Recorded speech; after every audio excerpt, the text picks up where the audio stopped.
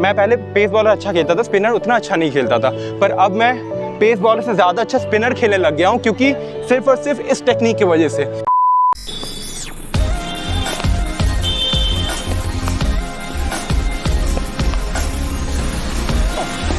So hello cricketers, this is Umang Sethi and you are watching modern day cricket. अगर आपको spinners खेलने में problem होती है तो ये वीडियो आपके लिए, क्योंकि इस वीडियो में मैं कुछ ऐसे पॉइंट्स बताने वाला हूँ जो कि मुझे खुद एक इंटरनेशनल कोच ने बताया था, जो भी फ़िलहाल दिल्ली कैपिटल्स के बैटिंग कोच है मिस्टर प्रवीण आमरे सर, उन्होंने मुझे बताया था। और वो अजिंक्य रहाणे और रॉबिन उथप्पा जैसे महान प्लेयर्स के पर्सनल कोच भी रह चुके हैं। मैं उनसे मुंबई में मिला था और उस दौरान मैं स्पिनर्स में बहुत स्ट्रगल कर रहा था। तब उन्होंने ये 5 पॉइंट्स बताए थे जो मैं आज आपके साथ शेयर करने वाला हूँ। तो इन 5 पॉइंट्स को अगर आप अपने बैटिंग में अप्लाई कर लेते हो तो आई एम श्योर आप बहुत आसानी से स्पिन खेलने लगोगे। तो इस वीडियो के एंड तक ज़रूर देखना और एक भी पॉइंट स्किप मत करना, क्योंकि सारे पॉइंट्स बहुत ही इंपॉर्टेंट है। तो जो सबसे पहला पॉइंट है वो है स्टे लो। मैंने एक स्टांस वाला वीडियो बनाया था, पर वो बेसिकली पेस बॉलर्स के अगेंस्ट जब स्टांस लेते हैं उस पर था। पेस बॉलर में जनरली हम इस तरह से स्टांस लेते हैं, ये हम स्ट्रेट अपराइट खड़े रहते हैं। पर जब स्पिनर्स में स्टांस लेना हो, यही चीज़ को बैट को नीचे रख देना है। इससे होता क्या है कि बैट नीचे रखने के वजह से हमारा बॉडी भी नीचे जाता है। हम जब यहाँ पर थे, अपराइट पोजीशन में थे, हमारा बॉडी यहाँ पर है, शोल्डर मेरा यहाँ पर है। जब मैं बैट नीचे रख रहा हूँ तो ऑटोमेटिकली शोल्डर भी नीचे हो रहा है, बॉडी भी नीचे हो रहा है और मेरा हेड भी नीचे हो रहा है।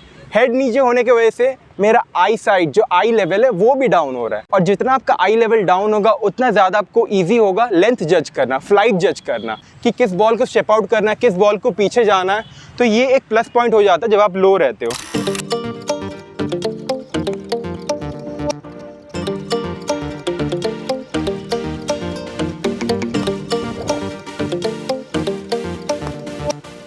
सेकेंड पॉइंट इस पोजीशन का ये है कि इंडिया में जब भी हम मैचेस खेलते हैं, स्पेशली लॉन्गर फॉर्मेट मैच जैसे 50 ओवर्स डेज, इसमें होता ये है कि स्टार्टिंग के 5-10 ओवर्स ही सिर्फ पेस बॉलर डालते हैं, उसके बाद दोनों एंड से स्पिनर्स लग जाते हैं। और जब स्पिनर्स लग जाते हैं मतलब वो 4 घंटे 5 घंटे स्पिनर्स ही बॉल डालते रहते हैं दोनों एंड से।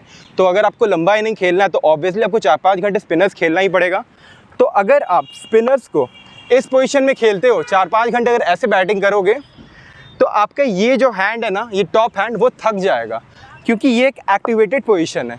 यहाँ से देख लो, ये एक एक्टिवेटेड पोजीशन है, मतलब ये पूरा वर्क में। आप यहाँ पर अपने ट्राइसेप्स को छू कर देखो, अपने फोरआर्म्स को छू कर देखो, शोल्डर को छू कर देखो, सारा टाइट आपको फील होगा, मतलब ये एक्टिवेटेड है, ये काम में है। तो इस वजह से हमें अगर लंबी इनिंग खेलनी है तो हमें एफर्ट कम डालना है और रिजल्ट ज़्यादा लाना है।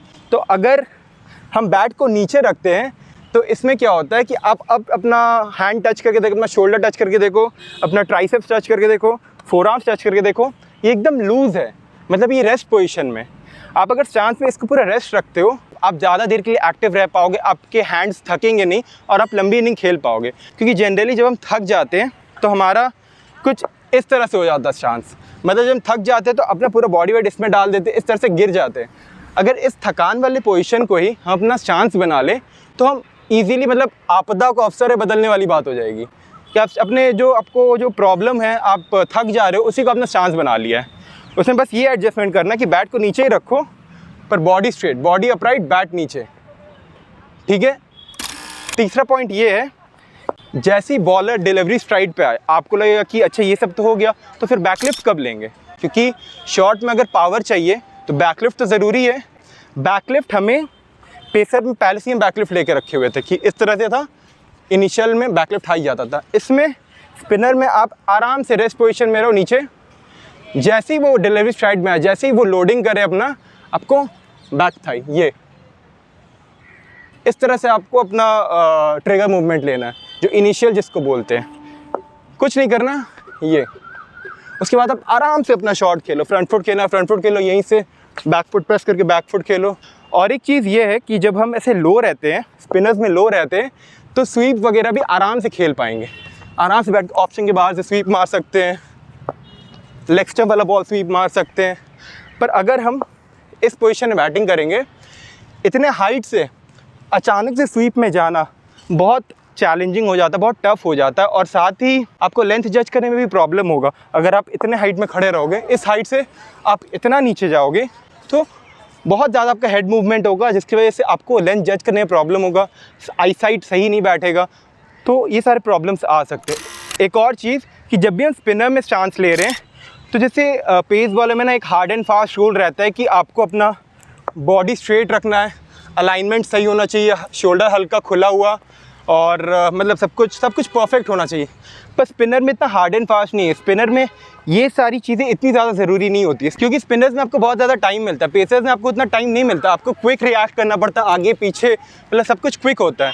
पर स्पिनर्स में आपको बहुत टाइम मिलता है, तो आप चांस में कैसे भी खड़े रह सकते हो। पर कुछ की पॉइंट्स याद रखने हैं। पैर के बीच में जो विड्थ होगा वो आपके शोल्डर के हिसाब से होगा। आपका जो बैट रहेगा वो आपके बैक लेग के पास रहेगा, यहाँ यहाँ यहाँ कहीं पर भी रख सकते हो।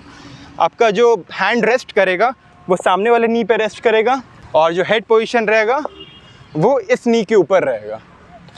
ये 3-4 पॉइंट याद रखना है स्पिनर में चांस लेते समय, और बाकी कुछ हार्ड एंड फास्ट रूल याद नहीं रखना है।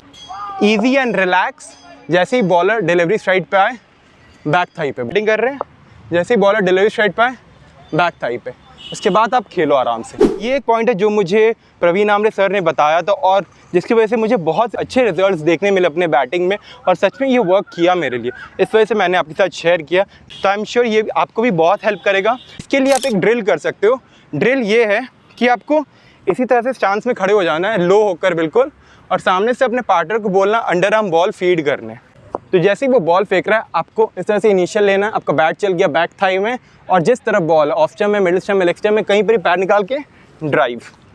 ये करते करते आपको इस चीज़ की आदत बैठ जाएगी। स्टार्टिंग में हो सकता है प्रॉब्लम हो, पर आप करने लगोगे तो ऑटोमेटिकली वो मसल मेमोरी में बैठ जाएगा और आप एक परफेक्ट बैटिंग करने लगोगे स्पिनर के अगेंस्ट। और ये तभी करना अगर आपको स्पिनर खेलने में प्रॉब्लम होता है तो। अगर आप स्पिनर में अच्छे रन्स बना रहे हो तो करने की ज़रूरत नहीं है। और साथ ही अगर आपको जानना है कि पेस बॉलर्स में किस तरह से हम चांस ले सकते हैं तो उसका वीडियो मैंने बना रखा है, लिंक डिस्क्रिप्शन में दिया हुआ और एंड स्क्रीन में, दोनों में। That's it for today. Hope से आपको ये वीडियो बहुत ही इन्फॉर्मेटिव लगी हो और बहुत कुछ सीखने मिला हो आपको इस वीडियो से। अगर वीडियो पसंद आई तो वीडियो को लाइक कर देना, अपने फ्रेंड्स के साथ शेयर करो जो स्पिनर्स में वीक है, और साथ ही कमेंट करके अपने सारे क्वेश्चंस पूछो मुझसे अगर कोई भी प्रॉब्लम हो रही है आपको बैटिंग में। और ज़रूर से इंस्टाग्राम में जाकर मॉडर्न डे क्रिकेट को फॉलो कर लेना। चलो फिर मिलते हैं किसी नेक्स्ट वीडियो में, तब तक work hard and believe in yourself.